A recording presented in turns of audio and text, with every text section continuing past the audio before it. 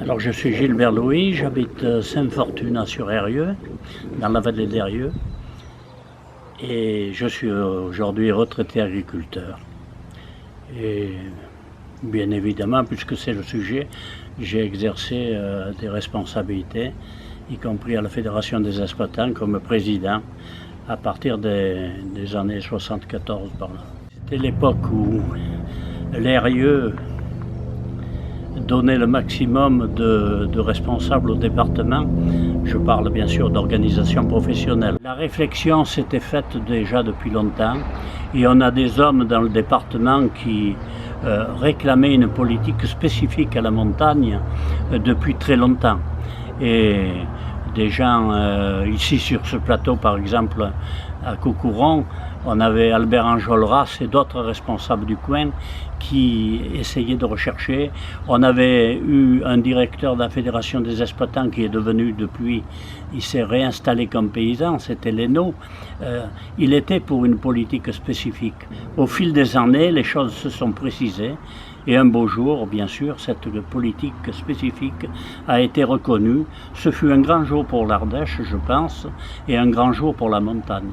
On se disait et on défendait l'idée qu'on n'était pas dans un total libéralisme au niveau du marché et qu'on se devait d'apporter des correctifs pour permettre aux agriculteurs de vivre dans ces régions. À l'époque, quand même, il y a eu une solidarité.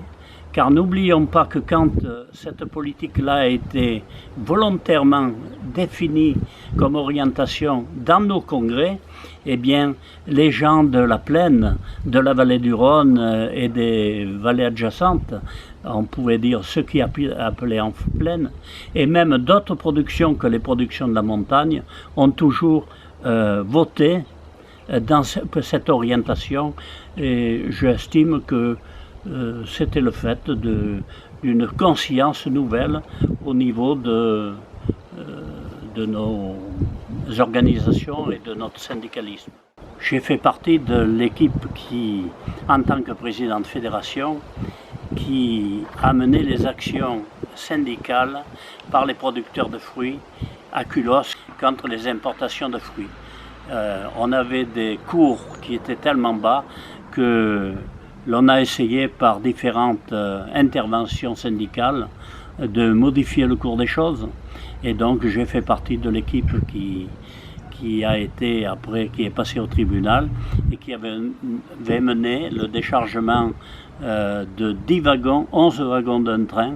Et ça c'est un souvenir parce qu'après il y a eu le tribunal, il y a eu la condamnation, il y a eu le non-lieu quelques mois plus tard, mais cela est dur, cela est dur.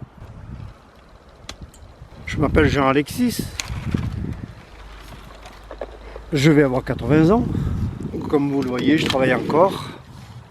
J'aide mon petit-fils. Je suis été président des années 1977 à 1981. Une chose pour laquelle on s'est beaucoup battu aussi, c'est que c'était un peu la débandade au niveau, dans le milieu rural, surtout les milieux difficiles comme là où j'habite, la pente, les zones arides. C'est qu'il y a eu beaucoup de départs, beaucoup de fermes qui ont fermé, mais quand même pas mal, les enfants qui étaient partis en ville voulaient garder le bien, et sachant pas que faire de terre, planter un sapin. Et comme c'était des régions très morcelées, et qu'il n'y avait aucune réglementation, on plantait à 2 mètres du fond voisin. Alors vous voyez une parcelle de 1000 mètres, plantée à 2 mètres du fond voisin et des cultures autour. C'était la vraie catastrophe pour ceux qui restaient. Donc, pour faire pression, nous avons arraché des sapins. Quand on plantait les sapins, on allait les arracher, là où ils étaient gênants. De nuit. Puis ça portait pas bien, on les arrachait de jour. Tant et si bien que quand même, la société a pris conscience, les élus, l'administration, le préfet ont pris conscience et ils ont appelé les maires à établir des réglementations de boisement dans leur commune. Ces propriétés dont je vous parlais tout à l'heure qui s'abandonnaient puisque les gens partaient en ville, certaines se vendaient et des bons prix. donc inaccessible pour les agriculteurs qui restaient. Alors un coup, il se vendait une propriété à Saint-Andéol-de-Vals et devait l'acheter un entrepreneur de Marseille. Comment préserver cette propriété? Comment faire? Elle se vendait aux enchères, à la bougie, vous savez. Alors on a monté un petit commando de gens, moi j'étais dans les environs, mais je n'étais pas aux premières loges parce qu'on m'aurait identifié, pour pousser la vente jusqu'à un prix qui devenait exorbitant et inaccessible même pour l'entreprise, cette entreprise de Marseille. Alors ça s'est bien passé comme on avait prévu, tant et si bien que cette propriété nous est revenue. Mais au moment d'aller signer, à la fin de la séance, il fallait aller signer, on s'est tous volatilisés, perdus dans la nature. Bon, 15 jours ont passé, 3 semaines, 1 mois, un peu plus peut-être. Du coup, je suis convoqué aux services fiscaux. Quand je me présente, dit Jean-Alexis, oui. La folle enchère de Saint-Andéol-de-Vals, c'est vous, la FDSEA, qui l'avait fait. Vous savez que c'est hors la loi, que c'est puni par la loi, c'est passible de prison. Je brillais pas bien, il faut bien le reconnaître. Mais, quelque part, ils ont été compréhensifs, ça s'est arrêté là. Une chose aussi, quand même, qui est de l'acquis de la période où j'étais président, c'est que nous avons mis en place le premier service de remplacement de l'Ardèche, financé en partie par la région et le département. Et le premier salarié qu'on a embauché, c'était un séminariste. Jean-Paul Mercier, je suis un ancien salarié de la DASEA, qui existait à l'époque. Et puis, dans un deuxième temps, on m'a demandé si ça m'intéressait de faire du syndicalisme. Je suis rentré à la fédération.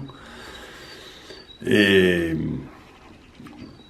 puis, je l'ai fait quelques années. Et en 1978, je suis retourné chez moi pour m'installer. Et c'est là que j'ai encore continué à avoir des responsabilités. J'ai été président de fédération à partir de 1984 et jusqu'à 1990. Il y a eu une grosse sécheresse, je crois, en 86. 86, oui. Mais je me rappelle que cette année-là, j'ai fait venir le ministre de l'Agriculture, qui à l'époque s'appelait François Guillaume. Nous avons été le chercher à Valence avec Jean-Luc Flauchère, qui était président du CDJ à l'époque. On l'a monté à la ferme qu'on allait voir. C'était Bruno Damier, qui connaissait quand même déjà ce que c'était l'agriculture et c'était facile de l'expliquer à lui, quoi. Alors c'est après que j'ai reçu la combe. Les ministres, ils ont décidé que les quotas, on allait les mettre en place et ça nous avait provoqué à tort des réactions sur les quotas, parce que j'ai dit à tort, parce qu'aujourd'hui on aurait voulu qu'ils restent, en fait.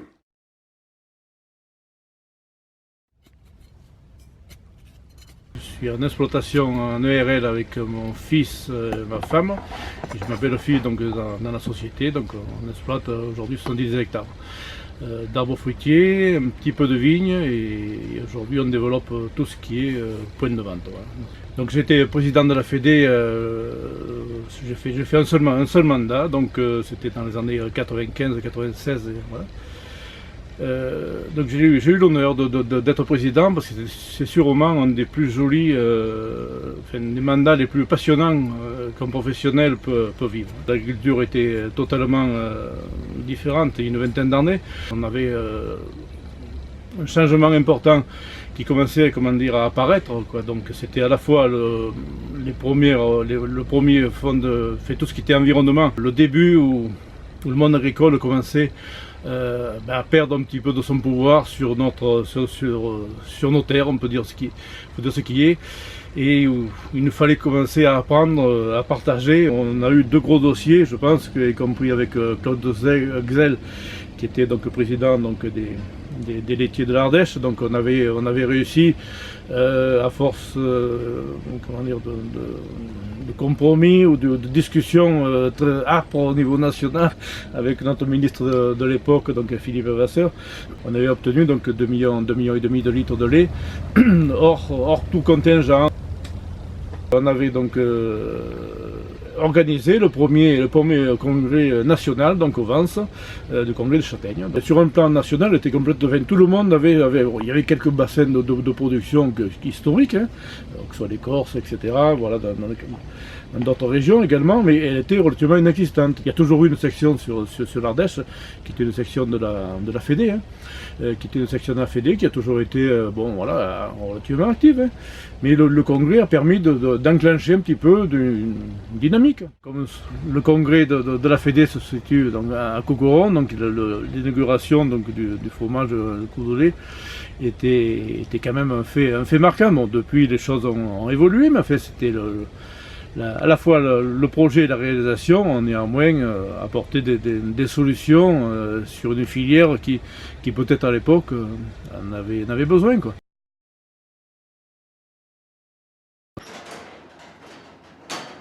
Philippe Costet, donc 56 ans, marié, 4 enfants et président de la FDSEA de 2005 à 2011. Le contexte de l'époque était surtout que plus ou moins chaque année, l'agriculture ardéchoise subissait une calamité, alors de différentes ampleurs, mais souvent avec des ampleurs quand même assez élevées, que ce soit du côté de la sécheresse, des problématiques donc d'eau, soit notamment des problématiques de gel, et notamment sur les productions fruitières de notre département. Le principal événement qui m'a marqué, c'est notamment, je dirais, cette manifestation donc, du 16 octobre 2009 dans les rues de Valence, où la mobilisation en tout cas des agriculteurs ardéchois avait été très forte, non seulement sur le plan humain, mais j'allais dire aussi sur le plan matériel, avec cette centaine de tracteurs et de remorques qui faisaient le convoi ardéchois, et avec les mesures qui s'en étaient suivies, que l'on avait appelées après donc la mise en place du plan Sarkozy. C'était effectivement ce que l'on avait un peu traduit comme un appel au secours au président de la République, avec, je me rappelle cette photo de cette personne qui était en train de se noyer, qui avait encore les bras et juste le haut de la tête qui sortait de l'eau et qui effectivement appelait au secours en disant voilà, c'est fini pour moi, quoi. Il y avait eu quand même un plan d'une grande envergure, notamment ces prêts de trésorerie, qu'on appelait là aussi les prêts Sarko, pour soutenir effectivement la trésorerie des exploitations agricoles, et quelque chose qui avait été mis en œuvre très très rapidement, puisque c'était entre l'agriculteur et la banque, et je dirais, seule l'information était faite à la DDT. Donc sur le plan administratif, effectivement, les choses avaient été très rapides. Il y avait effectivement une unité dans le monde agricole, en tout cas on ressentait une certaine unité, et je dirais le syndicalisme était là effectivement pour faire avancer un petit peu les choses et puis essayer de parer un petit peu, j'allais dire, les mauvais coups portés à notre métier, en tout cas essayer de faire en sorte que l'on puisse avancer ensemble dans des difficultés qui frappent soit les productions, soit les agriculteurs eux-mêmes.